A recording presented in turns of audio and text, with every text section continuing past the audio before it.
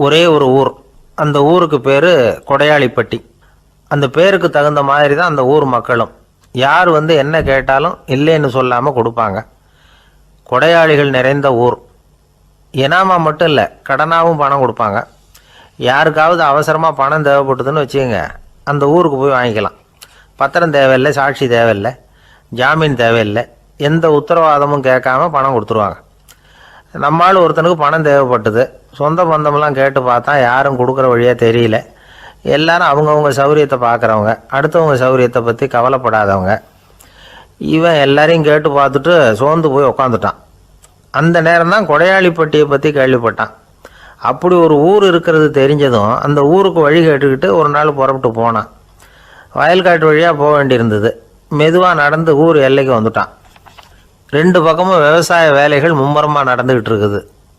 ஏர் உழுதுகிட்டு இருக்கிறாங்க. அப்போ அங்கே ஒரு ஆளை பாம்பு கடிச்சுட்டுது.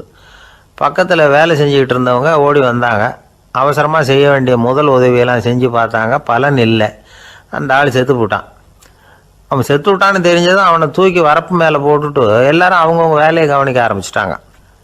அங்கே ஒரு ஆள் இவனை பார்த்து சொன்னான், ஐயா, நீங்கள் போகிற வழியில் இவன் சொந்தக்காரன், இவனுக்கு சோறு கொண்டுகிட்டு வருவான், இவன் இங்கே செத்துட்டான்னு அவங்ககிட்ட சொல்லிவிடுங்க அப்படின்னா. இவனுக்கு ரொம்ப ஆச்சரியம். என்னடா இது, பாம்பு கடிச்சுட்டுதுன்னதும் பதறி அடிச்சுக்கிட்டு ஓடி வந்தாங்க, செத்துட்டான்னதும் பேசாமல் தூக்கி போட்டுட்டு போயிட்டாங்க அப்படின்னு நினச்சிக்கிட்டே நடந்து போகிறான். எதிரில் சோறு கொண்டுக்கிட்டு ஒரு ஆள் வந்தான். இவன் விவரத்தை சொன்னான். அங்கே அவங்க சொந்தக்காரன் பாம்பு கடிச்சு செத்து போட்டான் அப்படின்னா. அவன் கொஞ்ச நேரம் அமைதியாக நின்னான். அதுக்கப்புறமா அங்கேயே வரப்பில் உட்காந்து கொண்டுகிட்டு வந்த சோத்தை தானே சாப்பிட்டு முடித்தான். பேசாமல் எழுந்திரிச்சு திரும்பி போயிட்டான். கொஞ்சம் கூட பதறல, அழலை. இப்படியும் ஒரு ஊரா அப்படின்னு நினச்சி ஆச்சரியப்பட்டுக்கிட்டே இவன் ஊருக்குள்ளே போனான். ஒரு பெரிய மனுஷனை பார்த்து பணம் கேட்டான். அவரும் இவனோட பேரையும் ஊரையும் மட்டும் விசாரிச்சுக்கிட்டு தேவையான பணத்தை கொடுத்துட்டார். பணத்தை வாங்கிட்ட பிறகு தன்னுடைய மனசை அரிச்சிக்கிட்டு இருந்த அந்த விஷயத்தை பற்றி கேட்டான். ஐயா, வழியில் ஒருத்தன் செத்துட்டான், அவனை அப்படியே தூக்கி வரப்பில் போட்டுட்டு எல்லாரும் வயல்வெளி வேலைகளை பார்த்துக்கிட்டு இருக்கிறாங்களே அப்படின்னா. இதுக்கு அந்த பெரியவர் சொன்னார், ஆமாம், அப்படி தான் செய்வோம். வேலை முடிஞ்சு வீட்டுக்கு திரும்புகிறப்போ அவனை தூக்கிட்டு வந்து அடக்கம் பண்ணிடுவோம் அப்படின்னார். ரொம்ப ஆச்சரியமாக இருக்கே அப்படின்னா. ஏன் உங்கள் ஊரில் யாராவது செத்துட்டா என்ன பண்ணுவீங்க அப்படின்னு கேட்டார். என்ன இப்படி கேட்குறீங்க, எங்கள் ஊரில் எல்லாம் பணத்தை தூக்க விட மாட்டாங்க, ஒப்பாரி வைப்பாங்க, கட்டி புரண்டு அழுது புலம்பி தீத்துருவாங்க அப்படின்னா. இவன் பெரியவர் பார்த்தார். அவங்ககிட்ட கொடுத்த பணத்தை லபக்குன்னு பறிச்சுக்கிட்டார். திருப்பி வாங்கிட்டார். இவன் பதறி போய் நிற்கிறான். அவர் சொன்னார், பணத்தையே விட மாட்டேன்னு கட்டுப்பிடிச்சி அழுதா நான் கொடுத்த பணத்தை மட்டும் எப்படி திருப்பி கொடுக்க போகிறேன், போயிட்டு வா அப்படின்னு விரட்டி விட்டாரான். இந்த கதையை நண்பர் ஒருத்தர் சொன்னார். கதை வேடிக்கையாக தெரிஞ்சால் கூட இதில் கருத்து உண்டு. பணம் பிணம் இது ரெண்டையுமே விடுறதுக்கு அவ்வளவு சுலபமாக மனம் வர்றதில்லை. இந்த ரெண்டு விஷயங்கள்லேயும் அறிவார்ந்த செயல்பாடு தேவை. ஒரு பேருந்து மரத்தில் மோதி விட்டது. எல்லாரும் அடிபட்டு முனைகிட்டு கிடக்கிறாங்க. டிரைவர், கண்டக்டர் இவங்களுக்கும் அடி. அவங்களும் ஒரு பக்கம் கிடக்கிறாங்க. ஒரு மூலையில் கிடக்கிற ஒருத்தன் மெதுவாக முக்கி முனகி கண்டக்டர்னு சத்தம் போடுறான். கண்டக்டர் மெதுவாக நகர்ந்து அவங்ககிட்ட போய் என்னன்னு விசாரிக்கிறார். அவன் ரொம்ப சிரமப்பட்டு வாயை திறந்து ஒரு 15 காசு சில்லற பாக்கி அப்படின்னானான். ஒருத்தர் மனசில் நிம்மதி இல்லாமல் உட்காந்துருந்தார். என்ன சார் விஷயம் அப்படின்னு விசாரித்தேன். அகலக்கால் வச்சுட்டேன், அதுதான் அவதிப்படுறேன்னார். விவரமாக சொல்லுங்கன்னு. வீடு கட்டணும்னு ஆரம்பித்தேன், வேலை பாதியிலே நிற்கிது, கையில் பணம் இல்லை அப்படின்னார். இது மாதிரி ஆசாமிகள் பல பேரை நீங்கள் பார்த்துருக்கலாம். இவங்கெல்லாம் சுலபமாக மன அழுத்தத்துக்கு ஆளாயிடுறாங்க. மன உளைச்சல், அதாவது ஸ்ட்ரெஸ் அப்படின்னு சொல்கிறோமே, அதுக்கு அடிப்படையான சில காரணங்கள் உண்டு. அதாவது மிகையாக திட்டமிடுதல் அப்படிங்கிறதும் ஒரு முக்கியமான காரணம். நடைமுறை சாத்தியம் என்னங்கிறத மனசில் வச்சுக்கிட்டு எந்த திட்டத்தையும் தீட்டணும், அப்போ தான் அது சரியாக வரும். ரெண்டாவது காரணம் என்ன தெரியுமா? ஒரே நேரத்தில் பல்வேறு செயல்களில் ஈடுபடுறது. தொலைபேசியில் பேசிக்கிட்டே கையில் இருக்கிற கடிதத்தை படிச்சுக்கிட்டே எதிரில் உட்காந்துக்கிட்டு இருக்கிறவருக்கும் அப்பப்போ பதில் சொல்லிக்கிட்டு மனசில் பல்வேறு சிந்தனைகளை அப்படியே ஓட விட்டுக்கிட்டு இருக்கிறது, இதுவும் மன அழுத்தத்தை உண்டாக்குது. மூணாவது காரணம், எதிலேயும் வெற்றி மட்டும் எதிர்பார்க்குற ஒருதலைப்பட்சமான ஆர்வம். நாம் தொட்டதெல்லாம் வெற்றியாகவே முடியணும் அப்படின்னு எதிர்பார்க்குறவங்க ஏதாவது ஒன்றில் தோல்வியை கண்டால் தோண்டு போயிடுறாங்க. எப்படியும் முடியலாம்ங்கிற எண்ணம் ஏற்கனவே நமக்குள்ளே இருந்துட்டுதுன்னா அந்த அவஸ்தை வராது. அதனால் அதுவும் நம்ம வளர்த்து கொள்ள வேண்டிய ஒரு குணம். மன உளைச்சல் ஏற்படுறதுக்கு இன்னொரு காரணம் எதையும் வேகமாக செஞ்சுடணும் அப்படிங்கிற துடிப்பு. அந்த துடிப்பே மனசை அழுத்த ஆரம்பிச்சிடும். எந்த ஒரு காரியத்திலையும் தாமதமோ இடையூறோ ஏற்பட்டால் அதை பொறுத்துக்கிற மனப்போக்கம் வேணும். அது இல்லாதவங்க அழுத்தத்துக்கு ஆளாயிடுறாங்க. சில பேர் வேலைன்னு எந்த நேரம் பார்த்தாலும் வேலையே கதின்னு கிடப்பாங்க. பொழுதுபோக்குக்கோ உடற்பயிற்சிக்கோ குடும்பத்தில் உள்ளவங்க அல்லது நண்பர்கள் கூட கலந்துரையாடவோ கொஞ்சம் கூட நேரம் ஒதுக்க மாட்டாங்க. இந்த சுபாவம் மன அழுத்தத்தை உண்டு பண்ணும். இதையெல்லாம் புரிஞ்சுக்கிட்டு அதிலிருந்து விடுபடுறது எப்படின்னு யோசிக்கணும். வல்லுநர்கள் இது தொடர்பாக சில யோசனைகளை சொல்லி வச்சிருக்கிறாங்க. அது என்னன்னா, வாழ்க்கைங்கிறது பிரச்சனைகளால் பின்னப்பட்ட ஒன்று. அது எப்போவுமே முடிவடையாத ஒரு தொடர்கதை அப்படிங்கிறத முதல்ல நாம் புரிஞ்சுக்கணும். ஒரே நேரத்தில் ஒரு காரியத்தில் மட்டுமே நாம் கவனம் செலுத்தணும். அடுத்தவங்க காரியத்தில் தலையிடக்கூடாது. எதையும் பேச ஆரம்பிக்கிறதுக்கு முன்னாடி நம்மை நாமே கேட்டுக்க வேண்டிய கேள்வி 2. 1, நான் சொல்ல போகிறது ரொம்ப முக்கியமானதா? 2வது, நான் சொல்கிறத அவங்க கேட்குறதுக்கு ஆசைப்படுறாங்களா? நான் பேசுகிறதுக்கு அது சரியான நேரம் தானா? இதை யோசித்து பார்த்ததுக்கப்புறம் எதையும் பேச ஆரம்பிக்கணும். முடிஞ்ச அளவுக்கு வளைந்து போகிற சுபாவத்தை வளர்த்துக்கணும். நம்ம நேரம் விலை மதிப்பு இல்லாதது. அதை வீணாக்கக்கூடாது. சிரிக்க தெரியலனாலும் பரவாயில்ல, முகத்தில் கொஞ்சம் புன்முறுவலாவது காட்டணும். இதெல்லாம் ரொம்ப முக்கியம். அடுத்தவங்க ஏதாவது செஞ்சால் உடனே நன்றி சொல்ல மறக்கக்கூடாது. தினமும் கொஞ்சம் நேரத்தை தனிமையில் செலவு பண்ணணும். மன உளைச்சலிருந்து விடுபடுறதுக்கு 3 முக்கிய வழிகள் சொல்கிறாங்க. அதை சுருக்கமாக ரெட் அப்படின்னு சொல்கிறாங்க. RED ஆங்கில எழுத்தில். அந்த முதல் எழுத்து R, அது என்னென்னா ரிலாக்ஸேஷன், அதாவது இடை ஓய்வு. 2வது E எக்ஸர்சைஸ், உடற்பயிற்சி. 3வது டயட், திட்டமிட்ட உணவு முறை. அதனால் தியானம், மூச்சு பயிற்சி இதெல்லாம் இந்த இடை ஓய்வுக்கு வழிகள். எந்த வேலையையும் தொடர்ந்து செய்யக்கூடாது. எல்லார்கிட்டையும் கலகலப்பாக பழகணும். மாதத்துக்கு ஒரு நாளாவது குடும்பத்தோடு வெளியில் போயிட்டு வரணும். சுலபமான உடற்பயிற்சிகளை செய்யலாம். உடற்பயிற்சிங்கிறது நமக்காக நாம் செய்கிற ஒரு நீண்டகால முதலீடு அப்படின்னு சொல்லுவாங்க. அதாவது லாங் டேர்ம் இன்வெஸ்ட்மெண்ட்டாக. அளவோடு சாப்பிட்ணும், மெதுவாக சாப்பிட்ணும். இதெல்லாம் கொஞ்சம் மனசில் வச்சுக்கிட்டு நடந்துக்கிட்டால் மகிழ்ச்சியாக வாழலாம்.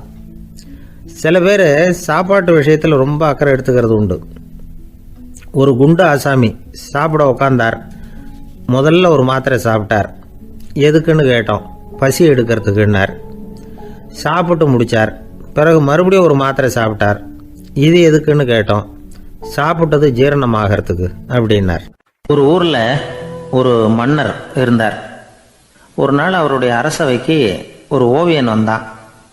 அவன் சீனா தேசத்திலிருந்து வந்தவன், தாவோ சிந்தனையாளன். அவன் அங்கே மன்னர் முன்னாடி நிற்கிறான். யாரும் செய்ய முடியாத ஒரு காரியத்தை என்னால் செய்ய முடியும்னா. இவன் இப்படி சொன்னதை கேட்டதும் ஏற்கனவே அங்கே இருந்த அரசவை ஓவியன் ஒருத்தனுக்கு கோபம் வந்துட்டுது.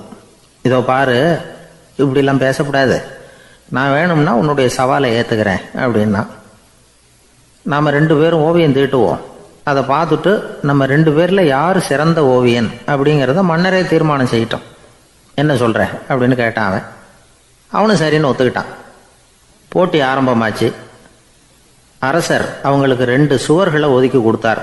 6 மாத காலம் அவகாசம் கொடுத்தார். 2 ஓவியர்களும் அவங்கவுங்க வேலையை ஆரம்பித்தாங்க. இரவு பகலாக வேலை செய்ய ஆரம்பிச்சுட்டாங்க. 6 மாதம் முடிஞ்சது. அரசர் பார்த்தார். முதல்ல தன்னுடைய அரசவை ஓவியர் தீட்டியிருந்த ஓவியத்தை பார்த்தார். ரொம்ப பிரமாதமாக இருந்தது. பாராட்டினார். இதோ பாரு, உன்னுடைய ஓவியம் அற்புதமாக இருக்குது, உயிரோட்டம் உள்ளதாக இருக்குது, கலையின் உச்சமே இதுதான், இதை விட சிறந்த ஒரு ஓவியத்தை வேற யாராலையும் படைக்க முடியாது அப்படின்னார்.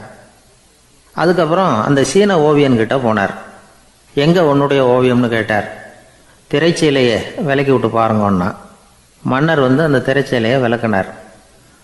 உள்ளே ஓவியம் இருக்க வேண்டிய இடம் கண்ணாடி மாதிரி தெரிஞ்சுது. அவன் அந்த 6 மாத காலமாக அந்த சுவரை தேய்ச்சி தேய்ச்சி கண்ணாடி மாதிரி ஆக்கி வச்சிருக்கிறான். அதுக்கு நேராக எதிர் சுவரில் அரசவை ஓவியம் தீட்டின ஓவியம் இருக்குது. அது எதிரில் இருந்த இந்த கண்ணாடியில் பட்டு பிரதிபலிக்குது. மன்னர் யோசனை பண்ண ஆரம்பித்தார். அப்புறம் அந்த சீன ஓவியனை பார்த்து கேட்டார், இதை பாரு, நீ என்னுடைய ஆளை தோற்கடிச்சுட்ட அப்படிங்கிறதுல சந்தேகம் இல்லை. ஆனாலும் எங்களை ஏமாத்தி இருக்கிற, எந்த ஓவியமும் நீ வரையிலையே அப்படின்னார். அரசே, இதுதான் உண்மையான ஓவியம், உயிருள்ள ஓவியம். இது மனோபாவங்களை பிரதிபலிக்கும், மாறுகின்ற காலங்களை அப்படியே காட்டும் அப்படின்னா அந்த சீன ஓவியன். கையால் வரைகிற ஓவியங்களில் சலனம் இல்லை, கண்ணாடி அப்படி கிடையாது. சக்தியின் ஓட்டம் அதில் எப்பவும் இருந்துக்கிட்டே இருக்கும். கண்ணாடி மட்டுமே ஜீவன் உள்ள ஓவியமாக இருக்க முடியுங்கிறத அந்த சீன ஓவியன் தெரிஞ்சு வச்சிருந்தான். ஏன்னா அவன் ஒரு தாவோ சிந்தனையாளன். ஒவ்வொரு குழந்தையும் இந்த கண்ணாடியோடு தான் பிறக்குது. ஆனால் நாம் என்ன செய்கிறோம்னா ஓவியங்களை கண்ணாடி மீது பதிப்பிச்சு விடுறோம். கண்ணாடி நம்மளை பிரதிபலிக்குது. நம்முடைய அழகோ அவலட்சணமோ கண்ணாடியை பாதிக்கிறது இல்லை. ஏன்னா அதுக்கு மனம் கிடையாது. கடந்து போன வினாடியை பற்றி அது சிந்திக்கிறது இல்லை. அடுத்த கணத்தை பற்றின எதிர்பார்ப்பும் அதுகிட்ட கிடையாது. அதுதான் பற்றற்ற நிலை. மனிதனுக்கு தேவைப்படுறது அதுதான். கண்ணாடிக்கிட்ட இருந்து நாம் கற்றுக்கொள்ள வேண்டிய பாடம் இது. வாழ்க்கையில் மனிதர்களை நேசிக்கலாம், உலகின் அழகையெல்லாம் பிரதிபலிக்கலாம், ஆனால் எதையும் பற்றி கொண்டு விடக்கூடாது அப்படிங்கிறது பெரியவர்கள் அறிவுரை. துயரம்ங்கிறது பற்றுக்களின் சாயை. கண்ணாடி முன்னாடி நிற்கிறப்போவெல்லாம் நமக்கு இந்த ஞாபகம் வரணுமா. ஒரு குடும்ப தலைவர் ஒரு நாள் காலையில் விடிஞ்சு எழுந்திரிச்சதும் சத்தம் போட்டார். யார் இந்த கருங்குரங்கு படத்தை என் ரூமில் கொண்டாந்து மாட்டி வச்சது அப்படின்னு கத்தினார்.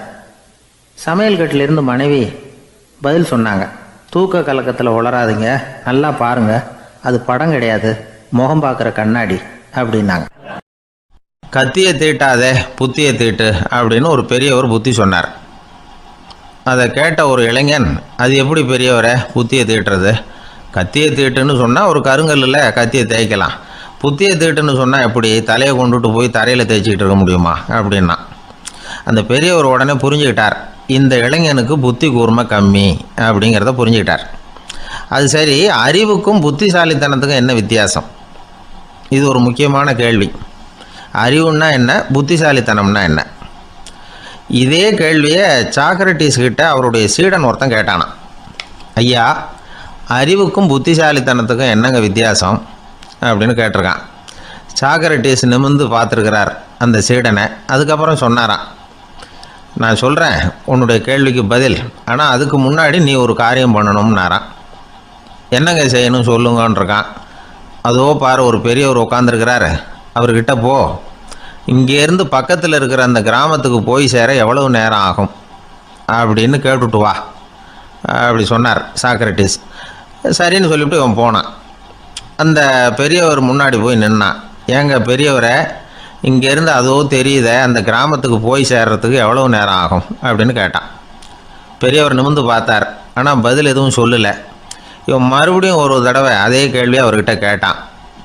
என்னங்க, நான் கேட்குறது உங்கள் காதில் விழுதா? அந்த கிராமத்துக்கு போய் சேர்றதுக்கு எவ்வளோ நேரம் ஆகும் அப்படின்னு சொல்லி மறுபடியும் கேட்டான். அப்பவும் அவர் பதில் சொல்லலை. உடனே அவன் மனசுக்குள்ளே முடிவு பண்ணிக்கிட்டான், சரி பெரியவர் ஒரு மாதிரியாக தெரிகிறார், புத்தி சுவாதீனம் சரியில்லாத ஒரு மாதிரி தெரியுது அப்படின்னு நினச்சிக்கிட்டே வந்த வழியிலே திரும்பி வந்துட்டான். கொஞ்சம் தூரம் நடந்திருப்பான். இப்போ அந்த பெரியவர் மறுபடியும் கூப்பிட்டார், இளைஞனே இப்படி வாழ்னார். இவனுக்கு ஒன்றும் புரியல. மறுபடியும் திரும்பி நடந்தான். அவர் முன்னாடி போய் நின்னான். பெரியவர் சொன்னார், தம்பி, இங்கேருந்து அந்த கிராமத்துக்கு போய் சேர்றதுக்கு 5 நிமிஷம் ஆகும் அப்படின்னார். இப்போது அந்த இளைஞன் அந்த முதியவரை ஒரு மாதிரியாக பார்க்க ஆரம்பித்தான். அதுக்கப்புறம் கொஞ்சம் யோசித்தான். பிறகு அவர்கிட்டே கேட்டுட்டான், ஏங்க பெரியவரை, இதே பதிலை அப்போவே என்கிட்ட சொல்லியிருக்கலாமே, என்னை திரும்பி போன்னு சொல்லிவிட்டு பாதி தூரம் போனதுக்கப்புறம் மறுபடியும் கூப்பிட்டு அதுக்கப்புறம் இப்படி சொல்கிறீங்களே, இது நியாயமா அப்படின்னா. பெரியவர் சிரித்தார். அதுக்கப்புறம் சொன்னார், ஏன்பா, நீ எவ்வளவு வேகமாக நடக்கிறேங்கிறத பார்க்காம நீ கிராமத்துக்கு போய் சேர வேண்டிய நேரத்தை எப்படி என்னால் சொல்ல முடியும்? அதனால தான் உன்னை கொஞ்சம் தூரம் நடக்க விட்டு உன்னுடைய நடையின் வேகம், அந்த கிராமம் இருக்கிற தூரம் ரெண்டையும் கணக்கு போட்டு அதுக்கப்புறம் நேரத்தை சொன்னேன்னார். சீடன் தலை குனிந்தான்.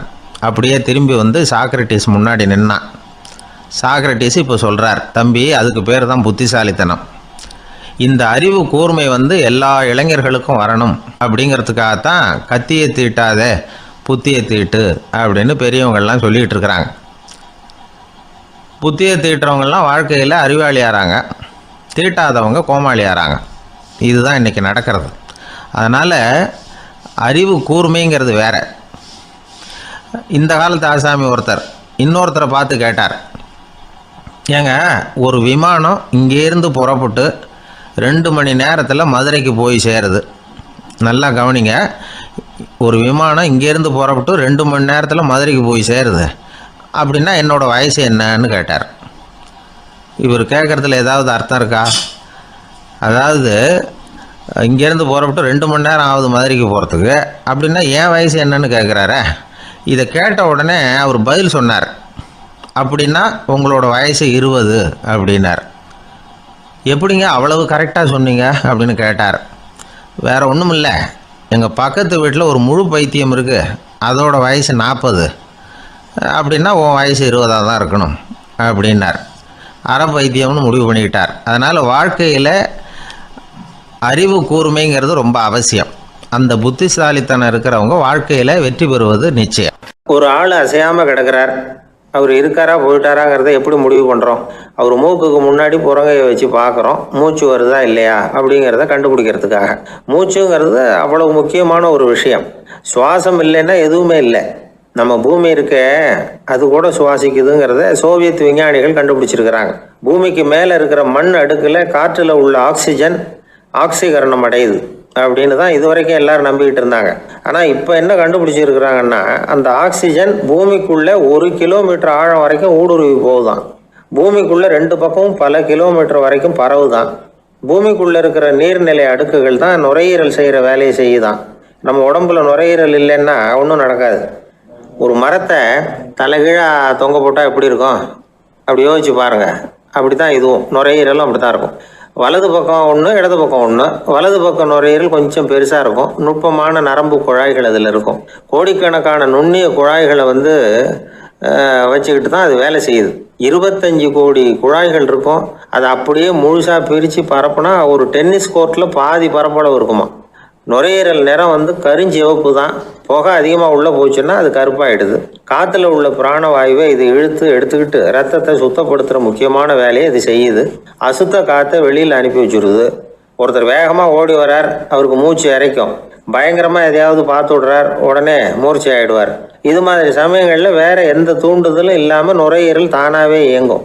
இப்படி ஒரு அவசியம் ஏற்படுறப்போ இயக்கத்தை தூண்டி விடுற முக்கியமான இணைப்பு மூளைக்கு கீழே முதுகு எலும்புக்கு மேற்பகுதியில் இருக்குது. அது உடனே சுவாசத்துக்கு அவசர உதவியை கொடுக்குது. இப்போ ஒருத்தர் பேசாமல் உட்காந்துருக்கார். இந்த சமயத்தில் அவருக்கு 1 பங்கு காற்று தேவைப்படுதுன்னு வச்சுக்கோங்க. அவர் எழுந்திரிச்சு நடக்கும் பொழுது 1.5 மடங்கு தேவைப்படும். ஓடினார்னா 3 மடங்கு தேவைப்படும். படுத்துருக்கிறப்ப 1/2 மடங்கு தான் தேவைப்படும். இதுக்கு நிமிஷத்துக்கு 16 தடவை மூச்சு விட்டாகணும். இப்படி சாதாரணமாக உள்ளே இழுக்கிற காற்று கொஞ்சம்தான் இருந்தாலும் இது மாதிரி 8 மடங்கு காற்றை உள்ளே இழுத்து வச்சுக்கிற சாமர்த்தியம் நுரையீரலுக்கு இருக்குதான். தண்ணி, நுண்கிருமிகள், ரசாயன பொருள் இப்படி எது உள்ளே போனாலும் நுரையீரல் சமாளிச்சுக்கும். 30 வருஷமாக விடாத புகை பிடிக்கிறவர் தொடர்ந்து உள்ளே அனுப்பி வைக்கிற புகையை கூட சமாளிக்குதுன்னா பார்த்துங்களேன். உள்ளே போகிற புகை நுட்பமான சுவாச முடிச்சுகளை அழிச்சு விடுது. கறி புகை அது மேலே படிஞ்சு உபயோகம் இல்லாமல் பண்ணிவிடுது. ஆனாலும் தேவைக்கு அதிகமாக 8 மடங்கு கூடுதலாக சுவாச முடிச்சுகள் நம்ம உடம்புக்குள்ளே இருக்கிறதுனால சமாளிக்க முடியுது. சமாளிக்க முடியலன்னா சில சமயம் மூச்சு திணறும். அதை ஒரு எச்சரிக்கையாக எடுத்துக்கிட்டு புகை பிடிக்கிற பழக்கத்தை விட்டுடணும். அதுதான் நல்லது. ஆனால் அப்படி யார் விடுறது? இணை பிரியாத 2 நண்பர்கள் இருந்தாங்களாம். 2 பேரும் விடாமல் சிகரெட்டு குடிக்கிறவங்க. அதில் ஒருத்தன் செத்து போட்டான். இன்னொருத்தன் அதுக்கப்புறம் 2 சிகரெட்டாக குடிக்க ஆரம்பித்தானா. ஏன் இப்படி பண்ணுறேன்னு கேட்டிருக்காங்க. நான் 1 சிகரெட்டு தான் குடிக்கிறேன், செத்து போன என்னுடைய ஃப்ரெண்டு இருக்கானே செத்து போனவன், அவனுக்காக இன்னொரு சிகரெட்டு குடிக்கிறேன் அப்படின்னு நானா. இது ரொம்ப ஆபத்து, விட்டுடு அப்படின்னு சொல்லியிருக்காங்க. சரின்னு ஒத்துக்கிட்டான். ஆனால் அதுக்கப்புறமும் 1 சிகரெட் வீதமாக குடிச்சிக்கிட்டே இருந்தான். சிகரெட்டு பழக்கத்தை நீ இன்னும் விடலையான்னு கேட்டாங்களாம். அந்த பழக்கத்தை நான் எப்போவோ விட்டுட்டேன், இப்போ நான் குடிக்கிறது என் ஃப்ரெண்டுக்காக அப்படின்னு நானா. இவங்கெல்லாம் எப்படி திருந்துறது? சில பேர் ஆளை பார்த்தா 60 வயசு மாதிரி தோணும். உண்மையான வயசு என்னன்னு பார்த்தா 40 அல்லது 45 சில பேரை பார்க்கறதுக்கு 45 மாதிரி தெரியும், உண்மையிலேயே 65 தாண்டி இருப்பாங்க. ஒரு மனிதனுக்கு 2 வகையான வயது உண்டுங்கிறார் ஓஷோ. அதாவது உடம்புக்குன்னு ஒரு வயசு, மனசுக்குன்னு ஒரு வயசு. முதல் உலக மகாயுத்தம் நடந்தது இல்லையா, அது முடிஞ்சதுக்கு அப்புறம் முதல் தடவையாக மனிதனின் மூளை வளர்ச்சியை பற்றி மனநல வைத்தியர்கள் ஒரு கணக்கெடுப்பு சோதனை நடத்தினாங்களாம். அது வரைக்கும் மனிதனுக்கு 2 வகையான வயது உண்டுன்னு யாரும் சிந்திச்சதே இல்லையா. அந்த உலக மகா யுத்தம் முடிஞ்சதுக்கு அப்புறம் மனிதனுடைய சராசரி மனதின் வயதை கணக்கிட்டு பார்க்கும் பொழுது அவங்களுக்கெல்லாம் ரொம்ப அதிர்ச்சியாக இருந்துதான். ஏன்னா அது ரொம்ப பின்தங்கிய நிலையில் இருந்திருக்கு, வளர்ச்சி அடையாத நிலையில் இருந்திருக்கு. அவங்க கண்டுபிடிச்ச பிரகாரம் அப்போ மனசோட சராசரி வயசு என்ன தெரியுமா? 14. அப்படின்னா பார்த்துங்க, உடல் ரீதியாக ஒருத்தரோட வயசு 70 கூட இருக்கலாம், ஆனால் மனசோட வயசு 14 தான். இதுக்கு நேர்மாறாக அமைஞ்சு போச்சுன்னு வச்சேங்க. அதாவது ஒருத்தருக்கு உண்மையிலேயே 14 வயசு, அதாவது உடலோட வயசு 14, அவரோட மனசின் வயசு 70ன்னு வச்சுக்கோங்க. இப்படி அமைஞ்சுட்டுதுன்னா அவர் சீக்கிரம் ஞானத்தன்மை அடைஞ்சிருவார் அப்படின்னு அர்த்தம். இப்போ நமக்கெல்லாம் உடம்போட வயசு மனசோட வயசு ரெண்டும் ஒன்றா இருந்துட்டா அதுவே போதும், அதுவே பெரிய விஷயம். இப்போ எமர்சன் கிட்ட போய் ஒருத்தர் கேட்டாராம், உங்கள் வயசு என்ன அப்படின்னு. அவர் உடனே பதில் சொல்லியிருக்கார், 360 வருஷம் அப்படின்னாராம். கேட்டவர் குழம்பி போயிட்டார். அவர் என்ன சொல்கிறாரு, 360 வயசா? என்ன நம்ம காதில் தான் சரியாக விழலையா?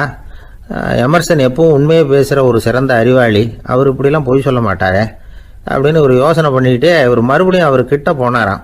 ஐயா, நீங்கள் சொன்னது சரியாக என் காதில் விழலை, அதனால் மறுபடியும் கேட்குறேன், உங்கள் வயசு என்ன அப்படின்னாராம். எமர்சன் மறுபடியும் சொல்லியிருக்கிறார், 360 வருஷம்னு.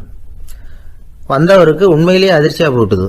அதுக்கப்புறம் மெதுவாக ஆரம்பித்தாராம், ஐயா நீங்கள் சொல்கிறத என்னால் ஏற்றுக்க முடியாது. எப்படி பார்த்தாலும் இப்போ உங்களுக்கு வயசு ஒரு 60க்கு மேலே இருக்காதுன்னு நினைக்கிறேன் அப்படின்னாராம். நீங்கள் சொல்கிறது சரிதான், அது என் உடம்போட வயசுன்னாராம் எமர்சன். அப்படின்னா ஏற்கனவே நீங்கள் சொன்னது அப்படின்னு கேட்டிருக்காரு, அது என் மனசோட வயசு அப்படின்னாராம். நம்மளை பொறுத்த வரைக்கும் அறிவு தூசு படிஞ்சிருக்கு, அது மாதிரியே அன்பும் மாசுபட்டிருக்கு. இது ரெண்டையும் சுத்தம் பண்ண வேண்டியிருக்குது. அப்போ தான் நாம் சரியான வயசில் வாழ முடியும்.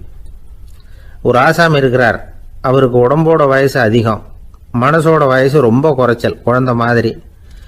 அவர் ஒரு ஆஸ்பத்திரியில் படுத்திருக்கிறார். நர்சம்மா எல்லாருக்கும் மருந்து கொடுத்துட்டு போகிறாங்க. கொஞ்ச நேரம் கழித்து திரும்பி வந்தாங்க. அப்போ இவர் அந்த அம்மாவை கூப்பிட்டு சொல்கிறார், இதை பாருங்கள் சிஸ்டர், நீங்கள் எல்லாருக்கும் சின்ன சின்ன மாத்திரையாக கொடுத்துட்டு எனக்கு மட்டும் நீளமான மாத்திரையாக கொடுத்துட்டீங்க. முழுங்கிறதுக்கு ரொம்ப கஷ்டமாக போச்சு. இனிமேல் எனக்கும் சின்ன மாத்திரையாக கொடுங்க சிஸ்டர் அப்படின்னாராம். அந்த அம்மா உடனே அதிர்ச்சியாகி தலையில் அடிச்சுக்கிட்டாங்களாம். நான் கஷ்டப்பட்டு மாத்திரையை முழுங்கினத்துக்கு நீங்கள் ஏமா தலையில் தட்டிக்கிறீங்க அப்படின்னு கேட்டிருக்காரு இவர். இதுக்கு அவங்க சொல்லியிருக்கிறாங்க, நான் உங்களுக்கு கொடுத்துட்டு போனது மாத்திரை இல்லைங்க, அது தெர்மாமீட்டர் அப்படின்னாங்களாம். ஒருத்தர் இருக்கார், நல்ல உத்தியோகத்தில் தான் இருக்கிறார், ஆனால் எப்போ பார்த்தாலும் முகத்தை வெறுப்பாக வச்சிருப்பார். அப்படியே வருவார் போவார். ஏன் சார் இப்படி இருக்கிறீங்க அப்படின்னு விசாரித்தோம். ஏன்டா இந்த வேலைக்கு வந்தோம்னு இருக்கு சார் அப்படின்னார். உங்கள் வேலை உங்களுக்கு பிடிக்கலையா அப்படின்னு கேட்டோம். இல்லைன்னார். இப்படிப்பட்டவங்க வெற்றிகரமான வாழ்க்கை வாழ முடியாது. இது நிபுணர்கள் கருத்து. வேலையை நேசிக்க தெரிந்தவர்கள் வெற்றி பெறுவார்கள் அப்படிங்கிறாங்க அவங்க. எந்த துறையாக இருந்தாலும் சரி, அந்த துறையில் வெற்றிகரமாக இருக்கிறவங்கள விசாரித்து பாருங்கள். எனக்கு என்னுடைய வேலை ரொம்ப பிடிக்கும் அப்படின்னு சொல்கிறவங்களாக தான் இருப்பாங்க. அப்படி இருந்தால் தான் அது வெற்றிகரமாக இருக்க முடியுது அவங்களால. ஒருத்தனுக்கு பிடித்தமான பொழுதுபோக்கே அவனுடைய தொழிலாக இருந்துட்டுதுன்னா அவனை மாதிரி கொடுத்து வச்சவன் வேற யாரும் இல்லை அப்படிங்கிறார் பெர்னாட் ஷா. ஒரு தடவை மன்னர் ஹுமாயூன் உயிரை தண்ணீர் முண்டு ஊற்றுகிற தொழிலாளி ஒருத்தர் காப்பாற்றினாராம் அந்த ஹுமாயூன் உயிரை. உடனே மன்னர் கேட்டிருக்கார், உனக்கு என்ன வேணும்னாலும் கேளு தரேன், உயர் பதவி வேணுமா அப்படின்னு கேட்டாராம். மன்னா, மக்களின் தாகம் தீர்க்கக்கூடிய இந்த பணியை விட உயர்ந்தது உண்டா அப்படின்னாராம் அந்த தொழிலாளி. அவரால் அவருடைய வேலையை நேசிக்க முடிஞ்சுது, அதனால் மகிழ்ச்சியாக இருக்க முடிஞ்சுது. நாமெல்லாம் அப்படி இல்லை, வேலை கிடைக்கிற வரைக்கும் கிடைச்சா போதும் அப்படின்னு இருக்கோம். கிடைச்சதுக்கப்புறம் ஏன்டா இந்த வேலைக்கு வந்தோம்னு ரொம்பவும் அழுத்துக்குவோம். சரி, நாம் இருக்கிற இடத்துல நாம் வெற்றிகரமாக இருக்க வழி உண்டா அப்படின்னா உண்டுன்னு சொல்கிறாங்க. அதாவது மன இயல் நிபுணர்கள் இருக்கிறாங்க இல்லையா, அவங்க அதுக்கு முக்கியமாக 6 வழிகள் சொல்கிறாங்க. நீங்கள் ஒரு அலுவலகத்தில் வேலை பார்க்குறவரா அப்படின்னா இதை கேளுங்க. அதாவது உங்கள் மேலதிகாரி எதிர்பார்ப்புக்கு தகுந்த மாதிரி உங்கள் வேலை இருக்குதா? அப்படி இல்லைன்னா முதல்ல உங்கள் வேலையின் தரம் உயரணும். உங்களுக்கு மேலே கீழே வேலை பார்க்குற பணியாளர்கள்கிட்ட நல்ல விதமாக பழகுறீங்களா? அந்த உறவு முறையில் ஏதாவது குறை இருந்தால் அதை கண்டுபிடிச்சி சரி பண்ணுங்க. நம்பிக்கைக்கு உரியவர் அப்படின்னு நீங்கள் பேர் எடுக்கணும். நீங்கள் எடுக்கிற முடிவு நல்ல முடிவாக தான் இருக்கும் அப்படின்னு அடுத்தவங்க சொல்லணும். உங்கள் தோற்றத்துக்கு முக்கியத்துவம் கொடுங்க. இது மனம் உடல் ரெண்டும் சம்மந்தப்பட்டது. அதனால் மனசையும் ஆரோக்கியமாக வச்சுருக்கணும், உடம்பையும் ஆரோக்கியமாக வச்சுருக்கணும். உங்களுடைய நிர்வாகம் செயல்படுற விதத்தை நல்லா புரிஞ்சு வச்சுக்கணும். உங்களுடைய நிர்வாகம் இப்போ ஒரு காரியம் செய்யுதுன்னு வச்சுங்க, ஏன் அப்படி செய்யுது, எதுக்காக அப்படி செய்யுது, அதனுடைய குறிக்கோள் என்ன, அது நீடிக்கிறதுக்கு காரணம் என்ன, இதெல்லாம் தெரிஞ்சுக்கணும். சிரிப்புக்கு வஞ்சகம் பண்ணக்கூடாது, நல்லா சிரிக்கணும், அப்போ தான் அது திரும்ப கிடைக்கும். கடந்த கால தோல்வியை பற்றி கவலைப்படக்கூடாது. முதலாளி விருப்பம் தெரிஞ்சு நடந்துக்கிறது நல்லது தான். அதுக்காக காக்கா பிடிக்கணுங்கிற அவசியம் இல்லை. உங்களுக்கு ஒரு பொறுப்பான வேலை கிடைக்குது, உடனே சத்தம் குழப்பம் அப்படின்னு சூழ்நிலையை இறுக்கமாக ஆக்கிடக்கூடாது. எந்த சூழலையும் இயல்பாக கையாளக்கூடியவர் அப்படிங்கிறத காட்டணும். இதெல்லாம் உங்கள் துறையில் நீங்கள் வெற்றி பெற நிபுணர்கள் சொல்கிற யோசனைகள். இவ்வளவு விவரமும் சொல்லிவிட்டு ஒருத்தரை பார்த்து கேட்டோம், இப்போ சொல்லுங்கள், நீங்கள் செய்கிற வேலை உங்களுக்கு பிடிச்சிருக்குதா அப்படின்னோம். ரொம்ப ரொம்ப பிடிச்சிருக்குது அப்படின்னார். சரி, என்ன செஞ்சிட்டு இருக்கிறீங்க அப்படின்னு கேட்டோம். சும்மா தான் இருக்கிறேன் அப்படின்னார் அவர். ஜெருசலேம் அங்கே உள்ள ஒரு தேவாலயம், அதில் உள்ள பலிபீடத்தின் முன்னாடி ஒரு பெட்டி உண்டு. அது காணிக்கை பெட்டி. ஆலயத்துக்கு வர்றவங்க பிரார்த்தனை பண்ணிவிட்டு திரும்பி போகிற சமயத்தில் அந்த பெட்டியில் காணிக்கை போடுவாங்க. அவங்களால எவ்வளவு முடியுமோ அவ்வளவு போடுறது வழக்கம். அவங்கவுங்க வசதிக்கு தகுந்த மாதிரி போடுவாங்க. வசதி உள்ளவங்களாக இருந்தாலும் சரி, வசதியே இல்லாத வறியவர்களாக இருந்தாலும் சரி, ஆலய காணிக்கை பெட்டியில் காசு போடுறது அவங்களுக்கு ரொம்ப பெருமையான ஒரு செயல். ஒரு சமயம் இயேசு தம்முடைய சீடர்களோடு அந்த ஆலயத்துக்கு வரார். அங்கே உட்காந்து ரொம்ப நேரம் வழிபாடு பண்ணிகிட்டு இருக்கிறார். சீடர்களும் அந்த ஜபத்தில் கலந்துக்கிட்டாங்க. வழிபாடு முடிஞ்சுது. இயேசு உட்காந்துருக்கிறார். காணிக்கை பெட்டியில் காசு போடுறவங்கள கவனிக்கிறார். சீடர்களும் அதையே கவனிச்சுக்கிட்டு இருக்கிறாங்க. ரொம்ப பேர் வரிசையாக வந்தாங்க. அவங்களால முடிஞ்ச அளவுக்கு காசு போட்டுட்டு அவங்க பாட்டுக்கு போய்கிட்டு இருக்கிறாங்க. வசதியானவங்க நிறைய பேர் வந்தாங்க. அதுக்கு மத்தியில் வயசான ஒரு அம்மா, அவங்களும் காசு போட்டுட்டு போகிறாங்க. இப்போ இயேசு தன்னுடைய சீடர்கள் பக்கம் திரும்பினார். ஒரு கேள்வி கேட்டார். இப்போ இந்த காணிக்கை பெட்டியில் நிறைய பேர் காசு போட்டுட்டு போகிறத நீங்கள் கவனிச்சிங்க. இன்னைக்கு இந்த காணிக்கை பெட்டியில் ரொம்பவும் அதிகமாக காசு போட்டது யார் அப்படின்னு கேட்டார். முதல்ல வந்தார ஒரு பெரிய மனுஷன், அவர் தான் அதிகமாக போட்டார் அப்படின்னார் ஒருத்தர்.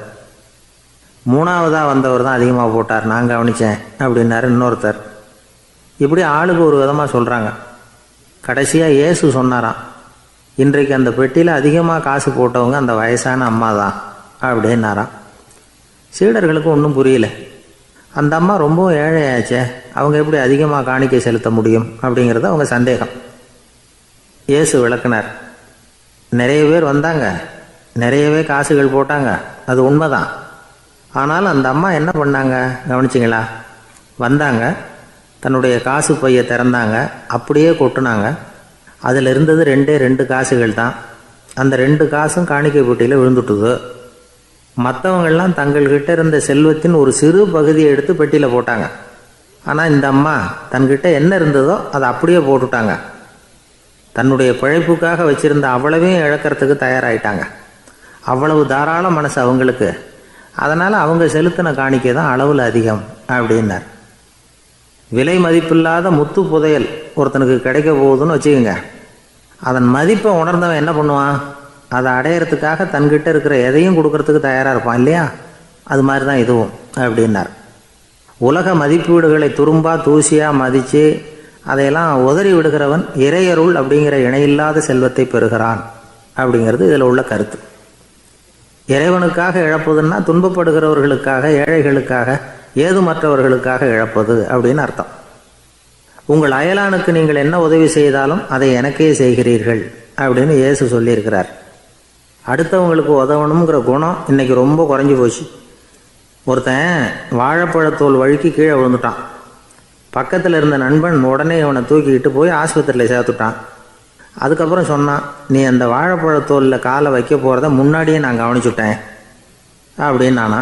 அப்படின்னா அப்போவே நீ எனக்கு உதவி செஞ்சுருக்கலாமே அப்படின்னானா அவன். நான் டாக்டருக்கு உதவலாம்னு நினச்சிட்டேன் அப்படின்னா இவன்.